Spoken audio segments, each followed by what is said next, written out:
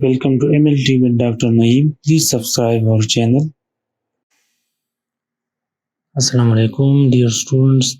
کوم چې زموږ نیکسټ ستاسو د اناټمي لیکچر دی چې هغې ته موږ وایو جاینټ اناټمي یا جاینټس ته وایي. نو جاینټس به په ډیټیل کې موږ ډسکس کوو.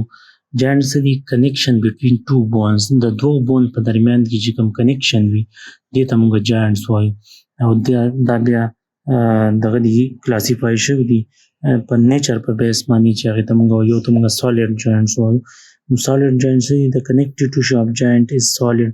کوم چې connective tissue joint وي هغه زموږ سره solid وي، زموږ سره دا further classify شوي دي. بس کوم کې یو ته موږ fibrous یا fixed joint وایو کوم چې مومنټ نه کوي. یو زموږ سره cartilaginous joint دي کوم کې چې cartilage present وي. یو زموږ سره mixed joint دي چې هغه د دوه mix دي.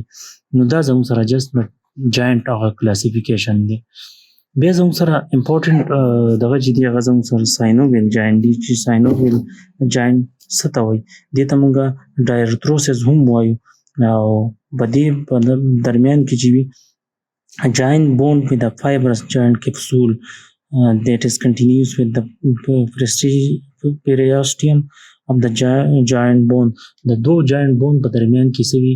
ساینوویل ممبرین وي، ساینوویل فلویډ وي.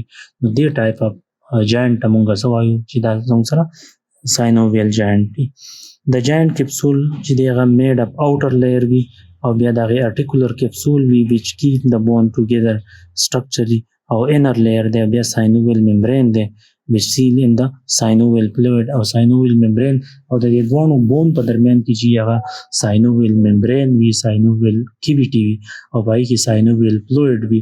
نو هغه بیسیکلی دا کوم بون چې زموږ لارج بون دي، دا څومره چې تاسو ته دا لارج بون ښکاري لکه سوایبل جاینټ دی، سیډل جاینټ دی، بال اینډ ساکټ جاینټ دی، پلین جاینټ دی، دا جسټ د هغې ټایپس دي. هینګ جاینټ دی یا دا ستاسو سره کومه ګلایډینګ دی یا زموږ سره پایوټ جاینټ دی یا بال اینډ ساکټ جاینټ دی.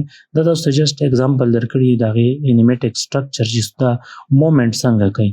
نو دا چې څومره جاینټس دي دې ته موږ ساینوویل جاینټ وایو. نو که چېرته یو شارټ کوېشچن راشي چې ساینوویل جاینټ وایي ساته او دا په کوم باډي کې په کوم ځای کې پریزنټ دي، نو چې دا هم تاسو صرف د جاینټس د معمولي شان ډسکرپشن ولیکئ او بیا د هغې سره سره دا کومه اګزامپل چې دي دا تاسو ولیکئ. نو تاسو ایزیلی ستاسو کوېشن پوره کېږي. نو دا جسټ دومره پورې تاسو ته پته وي نو دا انف دي ستاسو لپاره.